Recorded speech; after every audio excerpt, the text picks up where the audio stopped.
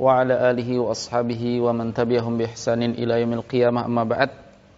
Alhamdulillah, kita pada pagi hari ini ngumpul-ngumpul lagi di tempat ini untuk ngopi bareng, nyantai-nyantai sambil ngobrol permasalahan agama. Ya, pada hari ini yang akan kita bicarakan, sebagaimana telah disampaikan, judulnya di sini saya baca, jika mereka menghina kekasihmu. Ya, masalah kekasih nih Abu Zaki. Masya Allah. Ini modelnya kayak pertanyaan. Kira-kira gimana jika ada kekasih yang dihina menurut antum ini, Abu Nashwa? Ya pada dasarnya sih Ustaz, ya marah ya marah. Karena ibaratnya kasih dalam bentuk orang yang kita kagumi atau orang yang kita sayangi. Ya mungkin ya marah ya, muncul kemarahan ya. Iya. Ya kadang marahnya orang itu ada dua. Marah yang terkontrol dengan marah yang tidak terkontrol. Nah, ini yang kadang bahaya. Kalau marah tidak terkontrol ya seperti ada orang yang menghina kekasih kita, istri kita. Kalau marahnya tidak terkontrol, akhirnya mafsadahnya, kerusakannya bisa kembali ke dia. Langsung berbuat, misalnya mukul orangnya langsung ini kan. Ya. Tidak semua kemarahan itu membawa kebaikan kan. Itu. Taib. Jadi semakin dikasihi orang, semakin kita mencintai seseorang, mengasihi seseorang, maka semakin Semakin bara kemarahan kita ketika sang kekasih kita itu dihina. Begitu ya Abu Zaki? Ya. Kalau antum apa yang antum rasakan? Marah. Marah, mau mukul gitu ya? Bisa ya. Baik. Bismillah.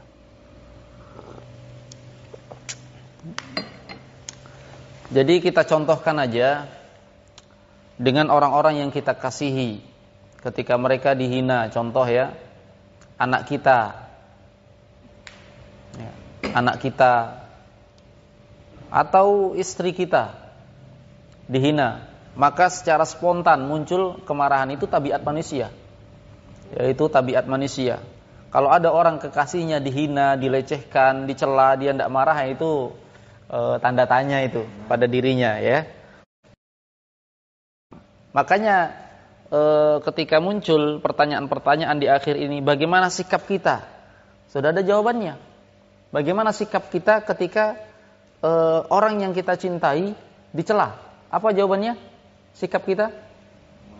Marah. Itu sikap kita. Kan banyak pertanyaan. Ustaz, apa sikap kita sebagai seorang muslim ketika Nabi kita dihina? Ya, yang pertama sikap kita marah. Muncul kebencian yang sangat. Karena Nabi adalah manusia yang paling kita cintai. Tidak boleh tidak. Istri kita saja, anak kita saja, orang yang kita kasihi dihina kita marah, apalagi Nabi kita. Ya. Karena perbandingannya kecintaan terhadap Nabi harus lebih, ya kan? Ini enggak boleh tidak. Bahkan harus lebih dari diri sendiri. Sebagaimana di dalam sebuah hadis kan, ketika Nabi SAW yakhud yadal Umar, dia mau mengambil tangannya Umar, kemudian digandeng, dan Umar berkata, ya Rasulullah, wahai Rasulullah, ya, anta la ahabbun nas la ahabbu ilai. Sesungguhnya engkau wahai Rasulullah adalah orang yang paling aku cintai. Min kulli syai', dari segala sesuatu, siapapun dia, enggak ada yang lebih aku cintai daripada engkau ya Rasulullah. Illa nafsi, kecuali diriku. Jadi masih dikecualikan kecuali dirinya Umar. Artinya Nabi dibandingkan dengan istrinya Umar, Nabi lebih dicintai daripada istrinya sendiri, daripada anaknya sendiri, daripada keluarganya sendiri. Nabi lebih dicintai kecuali diriku. Ya wajar manusia mencintai dirinya kan? Ya. Apapun yang terjadi yang penting dirinya, kan gitu.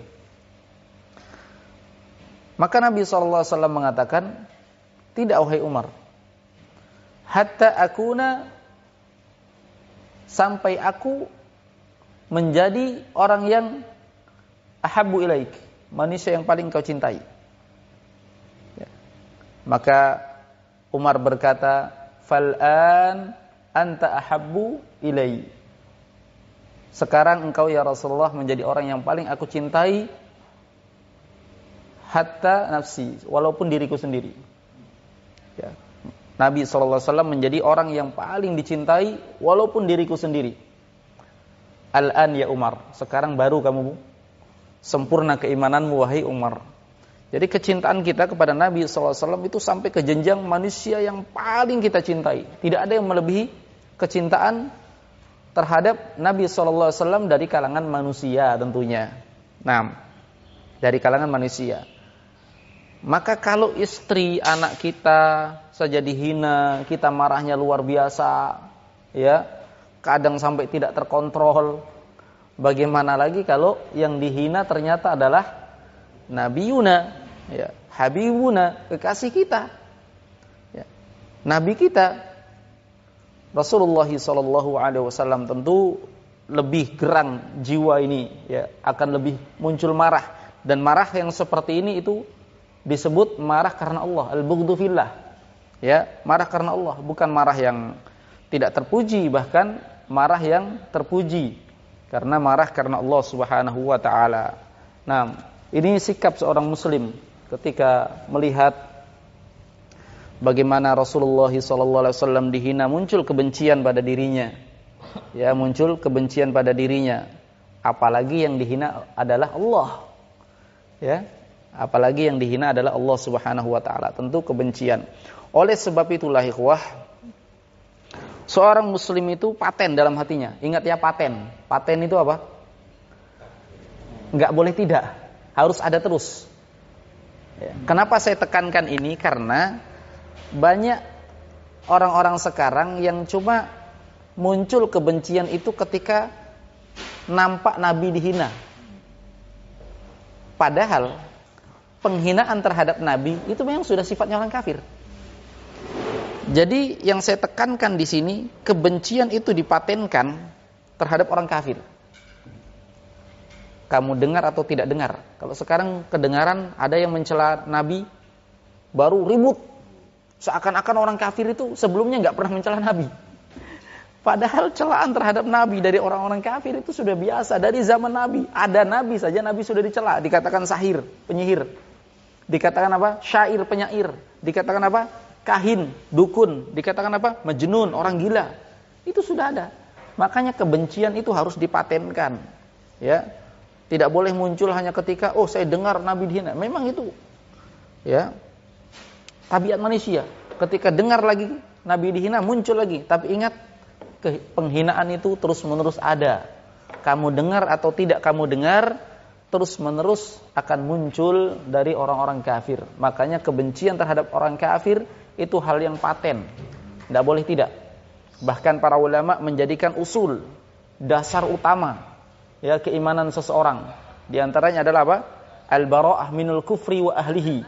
Berlepas diri, benci dengan kekufuran dan pelakunya, orang kafir itu sendiri. Nah, Allahul musta'an. Taib. La ilaha illallah.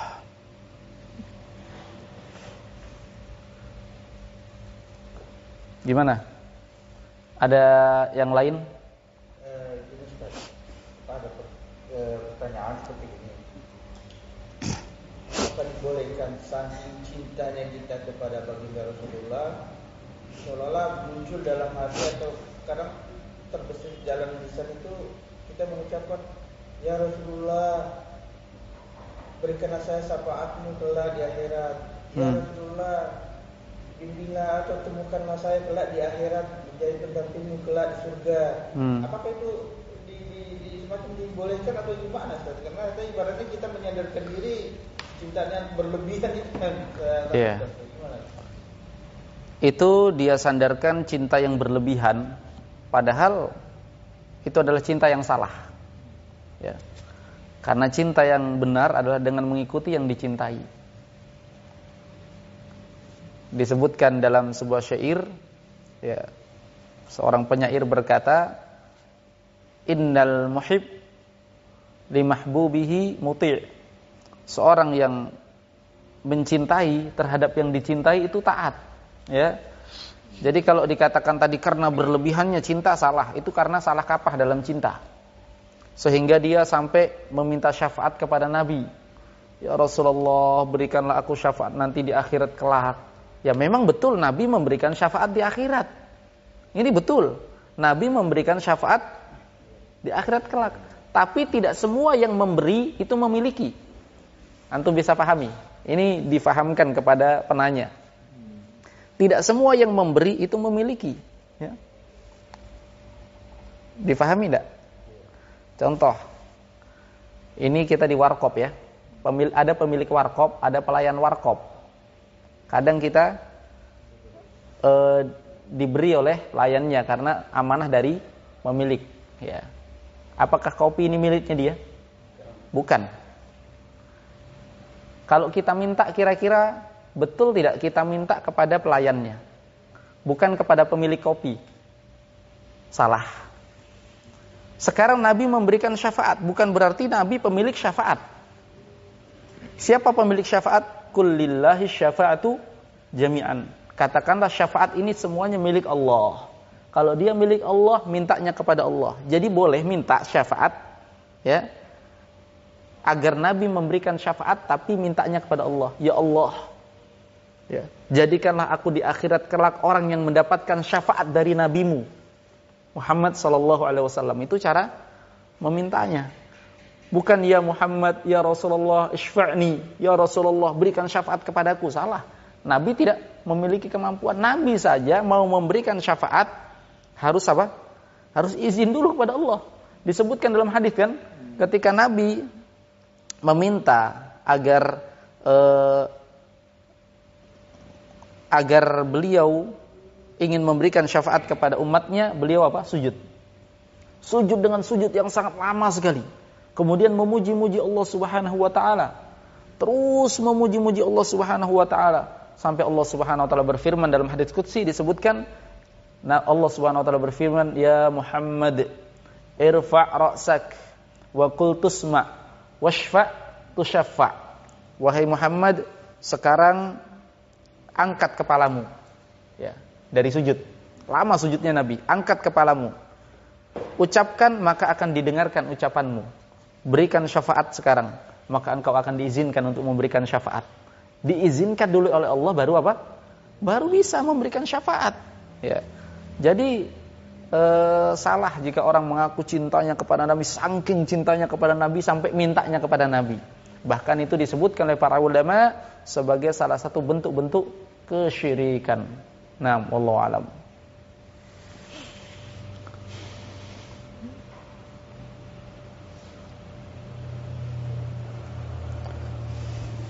Ini yang sebab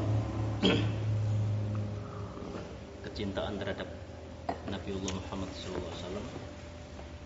Coba. Dalam bentuk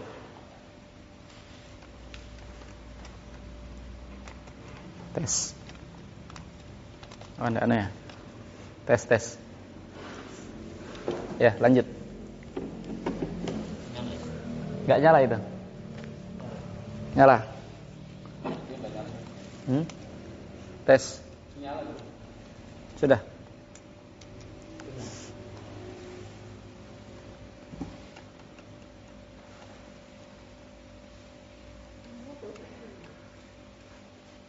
Ya. Lanjut.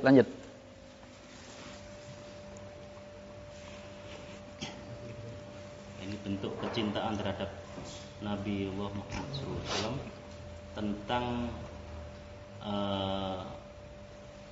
bentuk kecintaan itu masuk ke dalam seperti ibadah rutinitas. Misalnya ibadah tahunan, misalnya maulid dan sebagainya, itu kan bentuk-bentuk kecintaan terhadap Nabi Muhammad SAW. Di sisi lain, kecintaan terhadap Nabi Muhammad SAW ini juga ada aturannya, ada aturannya. Di sisi lain yang disyariatkan oleh Nabi sendiri waktu beliaunya masih hidup dan para sahabat masih menyaksikan. Kadang-kadang kita sama kawan-kawan yang masih merayakan ini, Ustaz, pasti ada sedikit dianggap tidak cinta. Dianggap tidak cinta, kita tidak mengadakan maulid dan sebagainya itu. Iya. Taib. Jadi ada sebagian orang yang mau membuktikan cintanya gitu ya.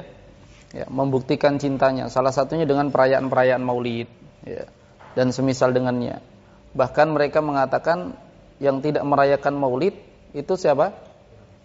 Kurang cinta pada Nabi sallallahu alaihi wasallam. Ini fahamnya mereka. Ya, faham ini perlu diluruskan. Ya, faham ini perlu diluruskan. Ya, Maulid itu ada. Kan Maulid artinya hari kelahiran. Waktu kelahiran, tempat kelahiran. Semua orang punya Maulid. Tapi yang dipermasalahkan adalah merayakannya.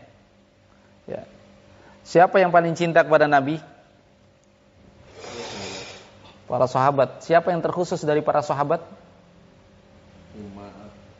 Yang paling khusus, yang lebih cinta kepada Nabi? Ya, istrinya. Selain dia kecintaan karena Nabi adalah seorang Nabi, dia cinta karena dia adalah suaminya. Ya. Istrinya adalah orang yang paling cinta terhadap Nabi sallallahu alaihi wasallam. Istrinya masih hidup ketika Nabi sudah meninggal, sebagian istrinya. Ada 1 kali atau 2 kali merayakan ulang tahun kelahiran Nabi? Enggak ada ya. Ya. Ada yang berdalil katanya Nabi sendiri merayakan kok. Wah, dalilnya apa? Ketika Nabi SAW ditanya tentang puasa Senin, Kamis, beliau mengatakan, "Dzakal yaum wulidtu fi." Itu adalah hari saya dilahirkan padanya. Wah, itu bukan hari ulang tahun, itu hari ulang hari. Kalaupun dari sisi bahasa kan, ulang tahun kok, itu hari ulang hari. Ulang hari kenapa? Karena harinya yang diperhitungkan, bukan tahunnya. Kok dijadikan dalil untuk ulang tahun? Ya kan salah. Tiap hari Senin kan? Ya, tiap hari Senin. Itu pun ternyata Nabi mengingatkan, bukan berarti merayakan. Mengingatkan sebagai bentuk kesyukuran itu Nabi apa? Berpuasa.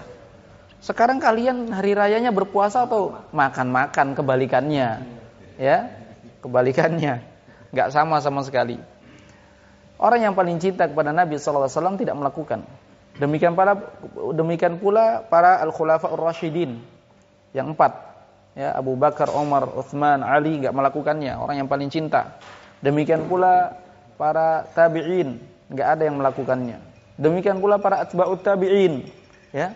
Tidak ada yang melakukannya. Mereka semua adalah orang-orang yang sangat cinta kepada Nabi sallallahu alaihi wasallam, bahkan kecintaannya sampai mereka berani mengorbankan jiwa dan raga mereka demi membela Nabi. Mereka berperang, mengorbankan nyawanya. Itu kecintaan kepada Nabi, ya. Bukan dengan cara-cara yang tidak diajarkan oleh Nabi sallallahu alaihi wasallam, sebagaimana kita sebutkan tadi, bahwasanya orang yang disebut mencintai itu li mahbubihi muti, terhadap yang dicintai dia taat. Ya, apa yang diajarkan oleh Nabi itu saja yang diikuti. Nah, wallahu alam. Masya Allah. Kayak gini tuh, ini yang lagi viral nih, penghinaan Presiden Prancis. Rasulullah itu masalah pemboikotan ini tuh. Bagaimana kalau ulil amri tidak menyerukan boikot, tapi secara saya pribadi saya tidak beli barang ini. Itu boleh apa tidak? Kalau secara pribadi, namanya secara pribadi ya terserah antum. Biar produk bukan orang kafir, produk orang muslim yang punya masalah sama antum misalnya, dia nggak bayar hutang, antum nggak mau beli barangnya, nggak masalah. Itu urusan pribadi, urusan individu antum. Antum nanti, wah saya ada Abu Umam ini masalah sama saya ini, saya bangunan nggak ngambil materialnya dari dia, ya terserah antum. Itu urusan antum, ya kan? Nggak ada yang melarang. Cuma sekarang masalahnya adalah boikot, ya, gara-gara penghinaan orang kafir ini terhadap Nabi SAW. Kita sudah sampaikan tadi, ya, orang kafir itu bagaimanapun kondisinya memang mereka menghina, ya, memang mereka menghina. Yang ada pembahasannya dalam kitab-kitab para ulama itu adalah seorang muslim yang dia menghina Nabi, hukumnya apa? Kafir, keluar dari Islam. Ini yang difahamkan kepada masyarakat. Ini ilmu yang ditanamkan kepada umat. Adapun orang kafir dari zaman dulu, ya, mereka menghina. Jangankan Nabi, Allah saja dihina. Allah dikatakan apa? Salisu salasah, 3 dari yang 3. 3 Tuhan. Allah yang ketiga. Allah dikatakan apa? Punya anak. Ya kan? Orang-orang Yahudi mengatakan apa? Uzair ibnullah. Uzair itu anaknya Allah. Wa qalatin Nasara, orang Nasara mengatakan apa? Isa ibnullah. Isa itu anaknya Allah. Itu hinaan terhadap Allah Subhanahu wa taala. Allah saja mereka hina. Orang kafir begitu. Nah, ketika hinaan itu ditampakkan, apalagi seperti mendunia, di sini ulil amr berhak untuk bersikap. Apakah memerangi mereka atau memboikot produk mereka? Ini tugasnya ulil amr, tugasnya negara. Ya. Adapun kalau kita mau memboikot secara pribadi, individu, menyerukan maksudnya. Kalau tadi kan terserah antum nggak mau beli ya terserah, ya itu hak antum. Menyerukan, nah ini tugasnya bukan tugas individu. Kenapa? Apa manfaatnya? Ya, justru nggak kembali manfaatnya kepada kaum muslimin itu sendiri. Antum punya kawan yang jualan sembako, jualan produk-produk umum, punya teman.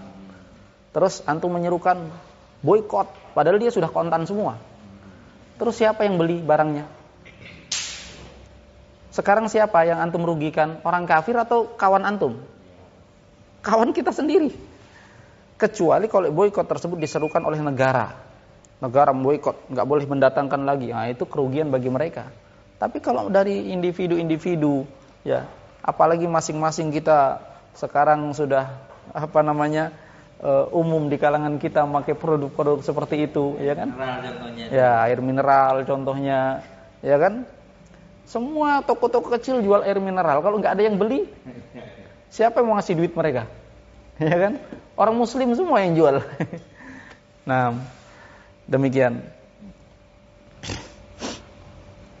Dan mereka ini sebagian muslim itu menganggap Presiden Prancis atau mereka ini yang kafir yang telah menghina Rasulullah itu sudah terhitung membatalkan perjanjian. Jadi mereka menganggap bahwa yang lepas dari perjanjian itu sudah membatalkan perjanjian, otomatis ya bisa diterangi. Iya, tapi kembali lagi kalau dikatakan bisa memerangi, tugas siapa untuk memerangi? Kita berperang di bawah kepemimpinan siapa? Ya, kalau sudah pemerintah kita menyerukan penyerangan baik dalam bentuk boikot atau dalam bentuk jiwa, maka kita berperang di bawah bendera kepemerintahan. Ya kan? Demikian. Wallahu a'lam.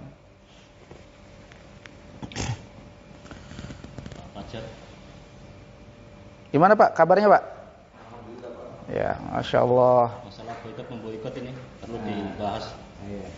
Siapa tahu nanti ada yang boikot kopi ini.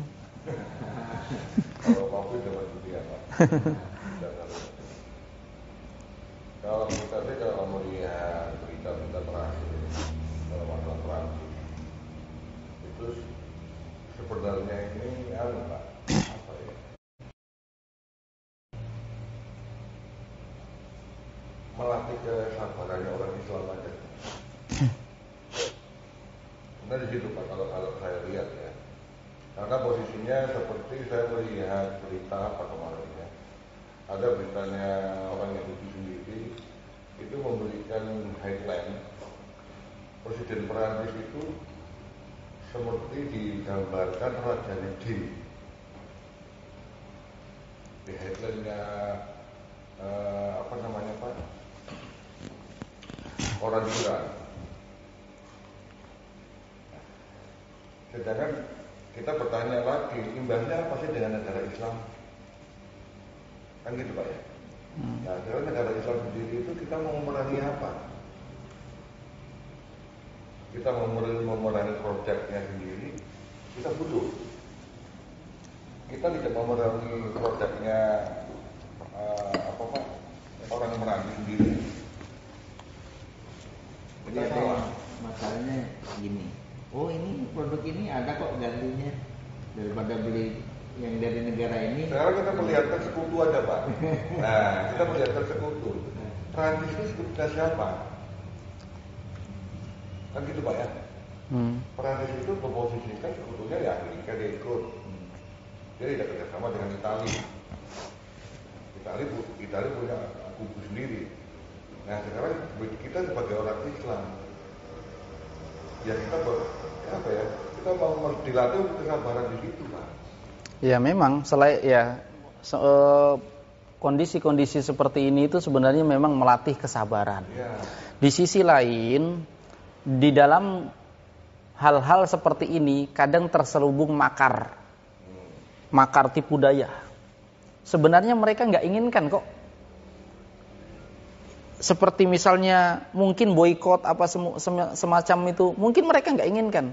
Tapi apa yang diinginkan? Mungkin saja yang diinginkan adalah supaya kaum muslimin berpecah. Ya kan? Ribut. Gara-gara ini ribut kaum muslimin. Ada yang boikot, ada yang tidak, ada yang boikot, dan akhirnya apa? Terpecah. Kenapa? Karena dasar orang-orang kafir itu memang mereka tidak ridho, tidak senang kaum muslimin bersatu. Walan tardu ankal yahudu walan nasara hatta tattabi'a millatahum. Enggak ridho mereka, enggak senang kaum muslimin tenang-tenang, akur-akur, enggak senang mereka. Ya. Intinya mereka bagaimana kaum muslimin itu terpecah belah. Ya kan itu. Ya. Gini lah. Untuk kasus ini kan awal sebab akibatnya itu kan ada guru. Guru di Prancis ke muridnya menghina Rasulullah yang dipenggal itu. Dipenggal sama umur 18 muridnya. Nah, beberapa hari kemudian Presiden Prancis menghina Rasulullah itu. Kan sebab akibatnya itu. Bukan kasus ini nih, kasus yang ini. Kasus yang presiden ini. Sebabnya itu. Iya. Ala kulli hal, apapun sebabnya, apapun ininya, yang jelas kita kembali bahwasanya pokok permasalahannya adalah penghinaan orang-orang kafir itu adalah hal yang sudah ada. Ya, di zaman Nabi sudah ada, di zaman sahabat sudah ada, dan terus menerus itu akan ada. Nabi masih hidup. Iya. Makanya yang ditekankan para ulama adalah pembahasan kaum muslimin itu menghina. Ya, menghina. Apa kita tidak tahu di Indonesia saja penghinaan terhadap Nabi itu banyak. Tindakan ada. Iya. Penghinaan terhadap Nabi itu banyak. Orang gila. Ya. Kasarnya ada itu orang gila. Kan ini film pendek My Flag. Iya.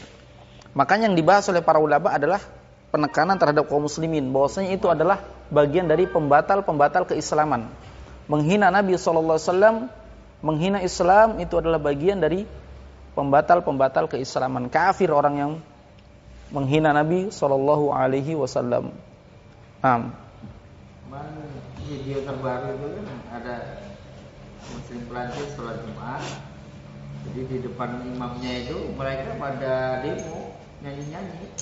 Padahal pas baca. Bukan di situ aja Pak. Kalau Bapak melihat di Jerman sendiri, di Jerman itu sama. Padahal sebelumnya sebelum ada ini, sebenarnya kasus ini kan awal mula penggal itu, yang muridnya menggal gurunya yang menghina Rasulullah itu di Prancis. Awal mula kasus itu. Terus awalnya sih cuma mainkan aman-aman aja itu. Makanya seperti yang pernah saya alami dan saya lihat itu informasi itu sebenarnya tidak perlu kita telan mata-mata. Itu dalam petik Pak ya? Iya. Karena apa sih? Seperti kita berbicara COVID aja lah. COVID diatur tariknya kemana? Oh orang Prancis yang pertama kali di Eropa muncul. Orang Prancis berkunjung ke Cina, ke Wuhan. Wuhan ditarik orangnya. Oh orang Prancis budayanya apa? Kalau orang Prancis anak muda itu kalau dia dari luar negeri atau dari luar kota dia akan mampir ke rumah orang yang lebih tua. Dan orang lebih tua ini sukanya kalau sore ngumpul. sama-sama orang tua. Itu kejadiannya kampung yang di Itali. Nah sekarang kita lihat juga Pak, berapa orang sih atau berapa negara sih yang sudah sering menghina Rasulullah. Sekarang menghina umat Islam itu apa? Ya, jadi yang seperti ini kan menunjukkan tentang pentingnya apa? Pentingnya ilmu dalam bersikap. Kejadian itu akan terus ada. Kejadian yang baru-baru belum selesai, masalah COVID belum selesai, butuh yang namanya apa untuk kita? Sikap. Sikap. Bagaimana menyikapi COVID yang terjadi? Bagaimana tentang larangan sholat ini? Bagaimana tentang ini? Sikap. Sekarang terjadi penghinaan terhadap Nabi. Apa yang terpenting? Bagaimana? Sikap. Bukan yang terpenting adalah mencari tahu beritanya, pendalamannya, apa asal muasalnya, bukan. Yang terpenting adalah apa? Sikap. Dan sikap ini mengharuskan apa? Sekali lagi, ilmu. Kalau tidak punya ilmu, nggak bisa bersikap atau salah dalam bersikap. Kan di sini banyak terjadi kekacauan. Ketika seorang itu salah dalam langkah, salah dalam sikap. Oleh sebab itu, ikhwah, sekali lagi dalam pertemuan kita kali ini, yang terpenting bagaimana seseorang itu apa? Mendalami ilmu agama Allah Subhanahu wa taala. May yuridillahu bihi khairan yufaqihu fid din. Barang siapa yang Allah Subhanahu wa taala inginkan kebaikan baginya, maka Allah akan fahamkan dia dalam masalah agama. Masalah nawazil kontemporer ya, yang baru terjadi, kejadian baru itu akan muncul terus-menerus. Ya, setelah ini ada lagi, nanti ada lagi yang mengaku. Orang yang mengaku nabi saja itu sudah berkali-kali muncul. Dari zaman nabi sudah ada yang mengaku nabi. Dari zaman sahabat, dari zaman ini akan terus muncul. Tapi kenapa? Kok ketika muncul lagi orang yang mengaku nabi, ribut lagi manusia?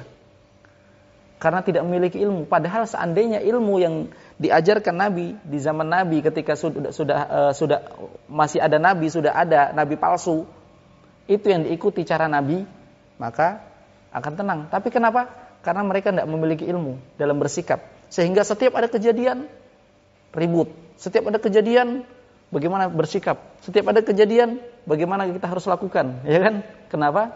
Karena memang dasar ilmunya kurang. Oleh sebab itu, kembali kepada agama Allah Subhanahu wa taala. Fa in tanaza'tum fi syai' farudduhu ila Allah wa Rasul. Jika kalian berselisih terhadap sesuatu, kembalikan kepada Allah dan Rasulnya. Selesai masalah. Ya, kembali kepada Al-Quran dan Sunnah Rasulullah SAW. Dalam konflik seperti ini, yang terjadi seperti ini, kita kembalikan bagaimana tuntunan agama, ya kan?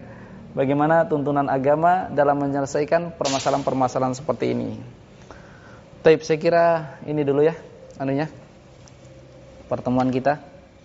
InsyaAllah kita lanjutkan dalam pembahasan-pembahasan berikutnya. Taib. Gimana Abu Fahri? Aman? Taib, kita cukupkan ya. Kita tutup. Subhanaka wa bihamdika asyhadu an la ilaha illa anta astaghfiruka wa atubu ilaik. Walhamdulillahirabbil alamin. Wassalamualaikum warahmatullahi wabarakatuh.